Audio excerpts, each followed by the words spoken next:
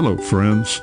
I'm your host, Dave Layton, and welcome to Signs of Our Time, discovering America's heritage, one sign at a time. This podcast is designed to provide the story behind the story found on America's roadside historical signs. Today, we stop in the piney woods of East Texas, in the quiet town of Winnsboro. Like many small towns in America, history happened there. On East Broadway Street, east of South Main Street on State Route 3, you will find a simple historical marker featuring Bonnie and Clyde, notorious outlaws of the Great Depression years. The marker doesn't celebrate, it remembers. I did a recent podcast episode about Bonnie and Clyde. It's episode 38. I invite you to listen to it after you finish this episode. If you were to walk up to this marker, you might not think much about it at first. Just another historical marker recording a piece of local history.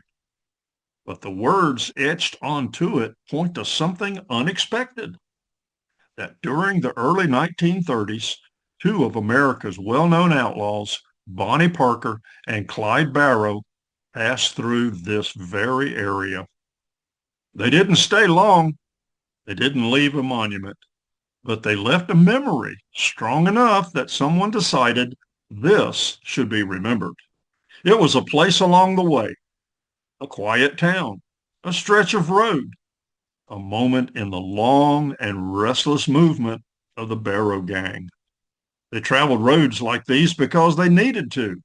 Back roads meant fewer eyes, fewer questions, more chances to disappear. And so, for a brief moment in time, history passed through Winnsboro on four wheels.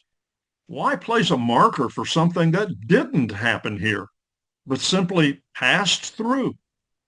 Well, sometimes the story isn't about the event. It's about the connection.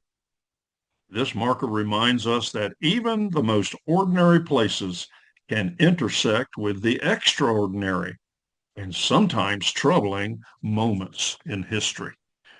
Winnsboro didn't seek notoriety, but history doesn't always ask permission. Over time, Bonnie and Clyde became larger than life. Stories softened the edges. Movies added romance. But the marker quietly tells a different truth. By the time they passed through towns like Winnsboro, they were already known for violence, robbery, and loss of life. The marker doesn't glorify them. It simply acknowledges they were here. Not long after their travels through East Texas, their journey came to an end in Louisiana in 1934. A roadside ambush, a sudden end, and just like that, the movement stopped. No more passing through, no more escapes. Well, friends, there you have it. A story behind the story from America's historical signs and markers. I hope you enjoyed this episode.